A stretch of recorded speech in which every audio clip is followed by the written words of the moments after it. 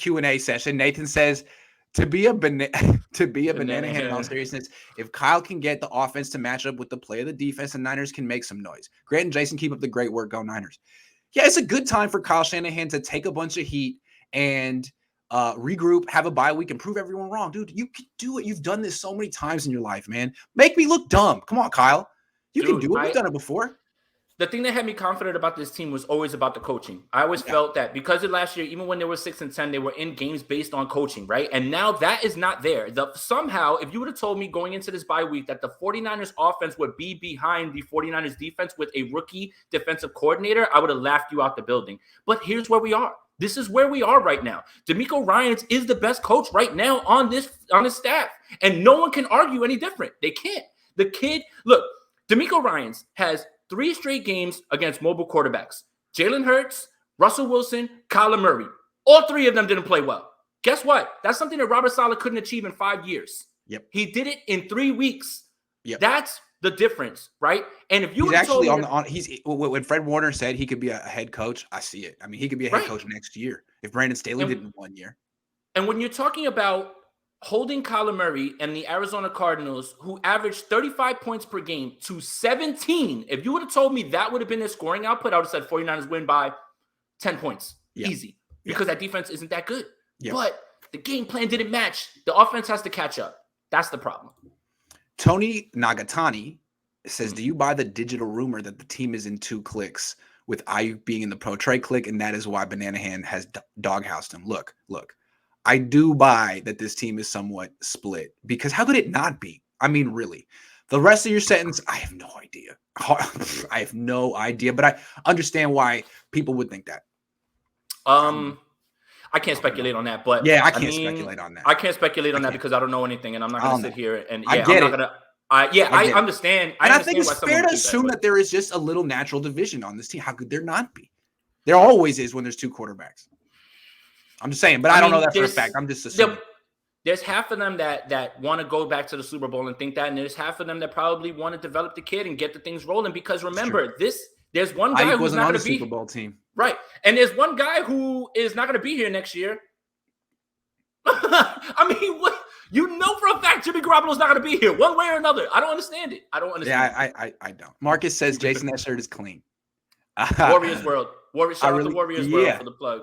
I really feel like our offense is not that bad. Yeah, we don't have any big names, but I think it's the coaching, play calling. Yeah, I think that's what's so upsetting, or not upsetting, but disconcerting for an Only Shan creator is like the whole purpose of Only Shans was, look, they may be losing, but if you watch the film, you can see that Kyle's a good coach. Mm-hmm. He's doing his part, and like his backup quarterback's letting him down, or this is happening. Now it's like he's not doing his part. Like Trey Lance is overcoming his poor coach. What? That's what's so disconcerting. Yeah, I agree. And that's the thing. That's what I pointed to for the reason that the 49ers would still be successful no matter what, even with injuries, is the coaching. And right now, it is not up to par. I'm sorry. It's just not. Let's say the Niners go 7-10. Are we sure Kyle is still worth a first? Depends on what team it is. So I did a fun exercise on Al Sacco's podcast, which I was able to join or whatever. He asked me to join this week. And we did a fun exercise where we ran through the 32 teams. And we started to ask, who realistically can Kyle Shanahan replace? I remember coming on here and saying that there's maybe 5 to 7. Yeah, I mean, that's right. So off the top, but I got 2 off the top, yeah. No, but I remember coming on here and saying that it's only realistically 5 to 7 coaches that you would take over Kyle Shanahan. When you go through it, it's a little bit more than that, only because there's certain coaches that are building something and in place, and you probably don't want to get away from that. And there's certain coaches, like, put it like this. What if Green Bay had a chance to move on from Matt LaFleur to Kyle Shanahan? Do you think they do something like that? No. And why would they? They've won 13 games back-to-back years with Aaron Rodgers, right? Yeah. And why would you? Why would you? So that's what I mean.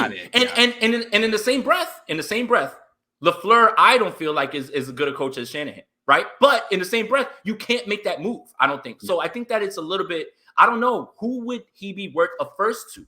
Go. I got two teams. Well, one, the obvious is the Raiders. Yep. They have poor ownership. You should have been called if that's the case. Mm-hmm. The Raiders. You definitely call the Raiders. The other team, and this is, I don't know that they're in the market, but they've had one coach for a long time. They're also 2-3. They're going nowhere. Minnesota. Kirk Cousins. See, so now that was brought up. And when someone said, when Al said Zimmer, I said yes. And because Zimmer's time is up, I think this is it, no matter what. He's this had is a it. ton of time there. Right. Come on. Zimmer's time is up, and that's it. So I really saw that one too. That's one of the ones that I said, yes, Minnesota would do that. Yes. Yeah. Okay. So something to think about. I think possibly, yes. Mark says this all started when we let Defoe go, but we had faith back then. Looking back and knowing what we know now, WTF. Yeah, man. I mean, it made sense. The Niners talked themselves into it, but once you start letting like Ring of Honor talent go, it's hard. It's hard to replace that. It's a pretty arrogant way of thinking. We'll just get the next guy. We'll get Javon Kinlaw. Like, dude, you're lucky to have Buckner, man. You should have just been happy. I mean, I remember. I mean, here's the thing, though. With the Buckner thing, it was more a move so they can keep more people. Look, Eric Armstead's playing very well this year. Jimmy Ward is somebody who you still need. So I get all that. But, I mean, you could see how a portion of the locker room is like, man, if you're making moves to get away from Defoe, then where do I stand now on this team? Like, when is my time? If you can get rid of him, when's my time for you guys to just dump me if you guys don't want to sign me? And I know he only has one sack right now. I know that they lost Justin Houston. It seems like the idea of having Buckner and Bosa side by side long term, I mean, God, that would have been just as good as, whatever the Rams put next to Aaron Donald. I mean, it's a terrific tandem, but it didn't work out. What do you think we could get from McGlinchey? Oh, God. Nothing. He's a free agent next year. He's a free agent. No. Grant, put pressure on Kyle about Ayuk. I don't want Brandon Ayuk to want out. Jason, do you think this team will be different out of the bye? I still got faith. We're going to talk about Ayuk in a minute. What about the second part? You think they're going to look better out of the bye? They better. Damn well better. There's so much pressure on Kyle. If he has another stinker, if they lose, Niner fans are talking about a hot seat. What if Kyle is setting himself up for his next job? Just thinking outside the box here. It's crazy that fans go to these type of – I mean, it's too bad that Kyle Shanahan brings this on himself, and people are thinking, is he sabotaging himself? But he is that kind – I don't know. I don't think so. I don't think so either. I hope not. I won't speculate on things like that. Yeah. I hope not. What players would you trade at the deadline that we could get value but not be a big hit to the team? Give me at least two. Well, you can't trade Kittle now. He's hurt. Mm-hmm. Who would you trade now?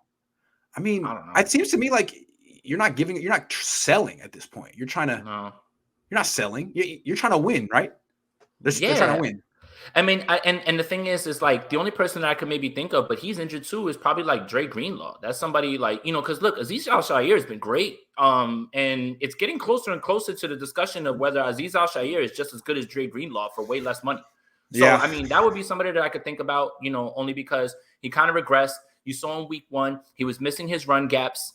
Yes, he had the pick 6, but the ball was tipped and he was literally standing there. The ball just fell in his lap and, great ball skills to go ahead and score.